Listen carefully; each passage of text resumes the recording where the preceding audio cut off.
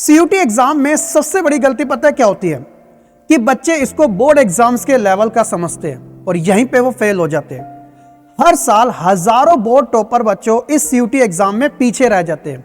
उसका असल कारण है बच्चों, वो इस एग्जाम की असलियत सही से समझ ही नहीं पाते। आज की इस वीडियो में बच्चों मैं आपको कंप्लीट सीयूटी की सच्चाई और साथ ही साथ इस एग्जाम को क्रैक करने की सही रणनीति के बारे में बताने वाला हूं। यह वीडियो हर एक स्ट्रीम के बच्चे के लिए बेहद ज्यादा जरूरी होने वाली है, क्योंकि अब की बार क्लियर हो चुका है कि आपका जो एग्जाम है बच्चों वो 11 मई के बाद ही स्टार्ट होगा। और ऐसे में कम समय में बच्चों जब आप इस कॉम्पिटिटिव एग्जाम की तैयारी कर रहे हो तो वो क्या क्या चीजें हैं आपको ध्यान में रखनी चाहिए। आज की इस वीडियो को पूरा देखिएगा और बच्चों इसको शेयर करना बिल्कुल ना भूलेगा। सबसे पहले बच्चों मैं आपको रूबरू करवाना चाहता हूं सच्चाई के साथ। जितना अच्छा हो आप पहली जान लो सच्चाई, भ्रम में रखने की कोई आवश्यकता नहीं है। जैसे कि मैंने आपको स्टार्टिंग में ही पहले बोल दिया था कि इस एग्जाम की सबसे बड़ी असल गेम है कि बच्चे समझ ही नहीं पाते। क्यों? क्योंकि देखो जब आप अपना बोर्ड एग्जाम दे के आते हो ना, तो बोर्ड एग्जाम होता है आपका आंसर राइटिंग के ऊपर बेस्ड। इट मीन्स कि बच्चों यहां पर आपको लिखित में लिखने पड़ते हैं। एमसीक्यू भी आता है लेकिन लिखित इसका पोर्शन ज्यादा रहता है। अगर वहीं हम सीयूटी एग्जाम की बात करें तो बच्चों ये कंप्लीटली आपका मल्टीपल चॉइस क्वेश्चन यानी कि बहुविकल्पीय आधार पर होता है, जिसके अंदर बच्चों आपका ज्ञान, आपकी नॉलेज, आपकी स्पीड और आपकी एक सही स्ट्रेटेजी। जी हां, क्योंकि आपको यहां पे बोर्ड एग्जाम के तरह 3-3.25 घंटे नहीं मिलते। यहां पे एक सब्जेक्ट के लिए 1 ही घंटा मिलता है। और सबसे कमाल की बात ये रहती है बच्चों कि इस टाइप के एग्जाम में नेगेटिव मार्किंग भी अप्लाई की जाती है। लिखित आंसर में क्या होगा कि बच्चों आपने इतना बड़ा लिखा, एग्जामिनर आपको एक आध नंबर तो दे ही देगा, लेकिन एमसीक्यू में ऐसा चल सकता है जो गलत है तो वो गलत है, जो सही है तो सही है। तो यही सबसे बड़ी चीज है, आप पहले से इस चीज के बारे में अवगत हो जाइएगा। अब दूसरी बात आती है सीयूटी एग्जाम की। तो सीयूटी एग्जाम की रियलिटी बच्चों इन 4 चीजों के ऊपर बेस्ड होती है। सबसे पहले इसमें बच्चों समय, वैसे समय तो हमारी लाइफ में हमेशा से इंपॉर्टेंट रहता है। अब यहां पर रहता है बच्चों टाइम का प्रेशर। क्यों? क्योंकि मैंने आपको पहले बता दिया था कि एक सब्जेक्ट को क्लियर करने के लिए बच्चों आपको सिर्फ 1 ही घंटे का टाइम मिलेगा। 60 मिनट में आपको 50 एमसीक्यू क्वेश्चन कवर करने होंगे। अगर इसकी कैलकुलेशन निकालो तो 72 सेकंड में कम से कम एक क्वेश्चन आपको अटेम्प्ट करना है और नेगेटिव मार्किंग से बचना है। और ऐसे में बच्चों आपका कॉन्सेप्ट क्लियर होना चाहिए। ऊपर से यहां पे कोई काम नहीं चलता। इसके अलावा बच्चों आपकी जो समझदारी है वो अच्छी होनी चाहिए, मतलब आपने प्रैक्टिस बहुत ही अच्छे तरीके से की होनी चाहिए। और ऐसे में बच्चों आपके पास ऐसी तकनीक होनी चाहिए कि आप गलत ऑप्शन को जल्दी से पहचान सको और अपने समय की बचत कर सको, जिसे हम एलिमिनेशन मेथड कहते हैं। यह चीज आपको समझना बेहद ज्यादा जरूरी है। फिर आता है बच्चों 3 टाइप के स्टूडेंट्स। अगर आप सीयूटी एग्जाम 2026 की शुरुआत कर रहे हो तो इनमें से आप किसी एक कैटेगरी में तो जरूर होंगे। सबसे पहले वो बच्चे आते हैं जो हद से ज्यादा आत्मविश्वासी होते हैं। देखो कहा जाता है कि confidence good but over confidence हर बार सच सही नहीं होता। क्यों? क्योंकि ये थोड़ा बहुत आपके अंदर घमंड लेके आता है कि मुझे तो सब कुछ आता है। बोर्ड एग्जाम में तो मेरे 95 प्लस आए थे, तो सीयूटी एग्जाम मेरे लिए कौन सी बड़ी चीज है। बट ऐसा नहीं है। मैंने आपको स्टार्टिंग में इस चीज के बारे में पहले बता दिया था कि ना जाने कितने ही बोर्ड के टॉपर इस सीयूटी एग्जाम को क्रैक तक नहीं कर पाते, ड्रीम यूनिवर्सिटी तक पहुंचने तक दूर की बात है। तो ओवर कॉन्फिडेंस आपको नहीं रखना है। दूसरा वो बच्चा होता है जो सबसे ज्यादा कंफ्यूज्ड होते हैं अपने सब्जेक्ट को लेके, अपने कोर्स को लेके, अपनी यूनिवर्सिटी को लेके और सबसे ज्यादा सेल्फ डाउट को लेकर। ये कंफ्यूज कैटेगरी के बच्चे होते हैं। और अगर इस एग्जाम को कोई बच्चा क्लियर करता है वो होते हैं स्मार्ट स्टूडेंट। स्मार्ट स्टूडेंट्स की क्या परिभाषा है? ये वो बच्चे होते हैं जो सही रणनीति के आधार पे इस एग्जाम की शुरुआत करते हैं। अब आप डिसाइड कर लीजिएगा इनमें से आप किस कैटेगरी के स्टूडेंट बनना चाहते हो। फिर आता है बच्चों सीयूटी को समझना। अगर आप अपनी प्रिपरेशन कर रहे हो और सीयूटी को शुरुआत ही तरीके से सही से नहीं समझ पाए तो जिसकी नींव सही नहीं है ना, तो फिर उसका आने वाला सही भी नहीं हो सकता, आने वाला समय उसका सही नहीं हो सकता। इसलिए आपको कोशिश करनी है कि आप इसका जो स्ट्रक्चर है, इसकी जो संरचना है वो पहले से समझ के जाओ। बच्चों इसके अंदर 3 ही चीजों का रोल है। जैसे डोमेन जो आपके क्लास 12 के बेस कर होते हैं, class 12 NCERT based, NCERT based जो आपके मेन सब्जेक्ट। लैंग्वेज में बच्चों ज्यादातर हिंदी प्लस इंग्लिश का रोल रहता है, ठीक है, और अदर लैंग्वेज भी रहती है।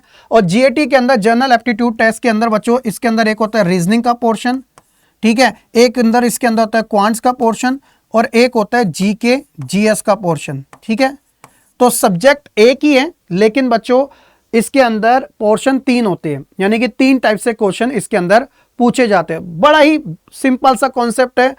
आपने अगर फॉर्म भरा है तो आपको ही पता है कि 5 मैक्सिमम सब्जेक्ट आप इसके अंदर भर सकते हो, जिसमें से बच्चों 3 तो आपके ये डोमेन होते हैं जो आपके क्लास 12 के बेस होते हैं। एक बच्चों अपनी लैंग्वेज को चूज कर सकते हो जिस भी मीडियम से होते हैं, और एक आप जीएटी। और इसके बाद क्या होता है, कॉलेज मैपिंग होती है।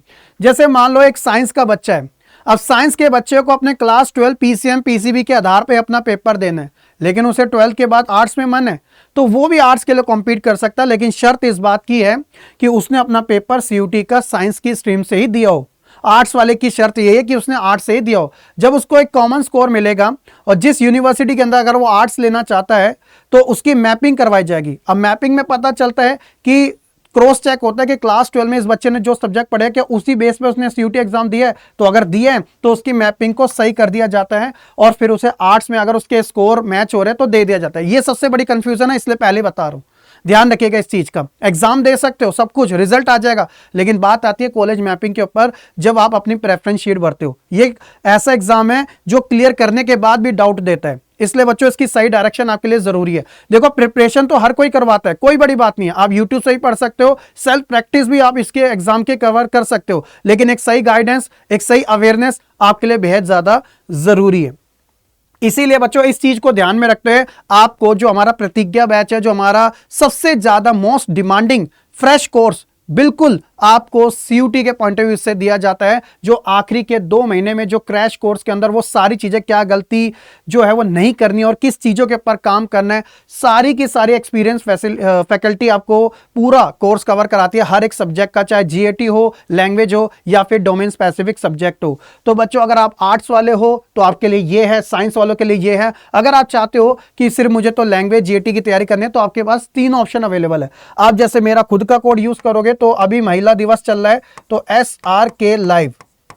SRK लाइव जब डालोगे, स्पेस मत देना, तो आपको 42% का डिस्काउंट मिल जाएगा, इसे जरूर अप्लाई कीजिएगा, ठीक है।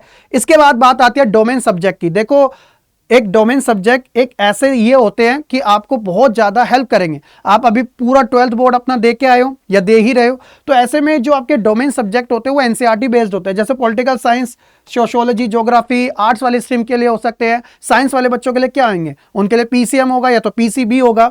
तो इसमें आपकी महारत पहले से हासिल होती है, तो इससे आपको बहुत ज्यादा बेनिफिट मिलता है कि देखो जिस बच्चे ने एनसीईआरटी को अच्छे से कवर कर लिया, असली किंग वही कहलाया जाता है, क्योंकि ज्यादातर यूनिवर्सिटी डोमेन के बेसिस पे ही आपको एडमिशन दे देती है। तो इसलिए डोमेन सब्जेक्ट की तैयारी तो आपकी नेक्स्ट लेवल की होनी चाहिए, जो आता है उसे और ज्यादा स्ट्रॉन्ग करके चलेगा। इसके बाद आता है लैंग्वेज की पावर, क्योंकि इस एग्जाम के अंदर बहुत सी यूनिवर्सिटी है जो लैंग्वेज के बेसिस पे आपको प्रायोरिटी ज्यादा देती है। मैं बीएचयू की बात करूं, एयू की बात करूं, डीयू की बात करूं, हर कहीं पे लैंग्वेज का रोल है। अगर आप हिंदी मीडियम से हो तो पूरा फोकस बच्चों हिंदी लैंग्वेज के ऊपर करो, अगर आप इंग्लिश मीडियम से हो तो पूरा फोकस इंग्लिश के ऊपर करो, क्योंकि ये वो सब्जेक्ट है जो प्रैक्टिस के साथ आपको हाई स्कोर दे सकता है। इसके अलावा बच्चों बहुत सी ऐसी यूनिवर्सिटी है जो जीएटी जनरल एप्टीट्यूड टेस्ट के बेसिस पे आपको एडमिशन देती है। बीएचयू आपसे बोलती है कि मुझे लैंग्वेज के साथ जीएटी चाहिए, एयू बोलती है मुझे डोमेन, लैंग्वेज और जीएटी तीनों चाहिए। तो इसलिए कुछ यूनिवर्सिटी तो हाईलाइटेड है अपने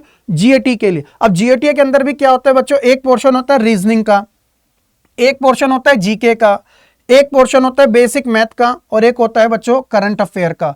4 पोर्शन होते हैं। ये दोनों पोर्शन जो होते हैं वो बच्चों एक ही साथ आते हैं, जीके जीएस जिसे हम कहते हैं। तो इसकी भी तैयारी बच्चों आप अपनी प्रैक्टिस के थ्रू कर सकते हो, क्योंकि ये वो सब्जेक्ट है जो एक दिन में नहीं आते, डेली बेसिस की प्रैक्टिस पर आते हैं। तो इसलिए इसके ऊपर फोकस रखना बेहद ज्यादा जरूरी है। अब जब आप यहां तक आ ही चुके हो तो जब आप अपनी सीयूटी एग्जाम की तैयारी अब अगर आप शुरुआत करते हो तो सबसे पहले तो मैं आपको इन्वाइट करूंगा कि हमारे प्रतिज्ञा बैच में ही ज्वाइन कीजिएगा, जो सबसे ज्यादा ट्रस्टेड, सबसे ज्यादा डिमांडिंग और सबसे ज्यादा रिजल्ट देने वाला है। इसके साथ साथ जब आप अपनी इस एग्जाम की तैयारी कर रहे हो तो इन 5 चीजों से बच्चों आपको बचने की जरूरत है। ये गलती आपको बिल्कुल भी नहीं करनी। बोर्ड्स के नोट्स से तैयारी करना, इसके अंदर बहुत इन डेप्थ कॉन्सेप्ट और साथ ही साथ क्वेश्चन के टाइप, जैसे वाइल लाइनर के अलावा बहुत सारे टाइप्स होते हैं, उस बेसिस पे आता है, पीवाईक्यू उठा के देख लेना। और अगर आप पीवाईक्यू को इग्नोर करते हो तो आप कभी भी उसका लेवल मैच ही नहीं कर पाओगे। सीरीज भी स्टार्ट हो रही है वाईटी के ऊपर, आपके लिए जरूरी है।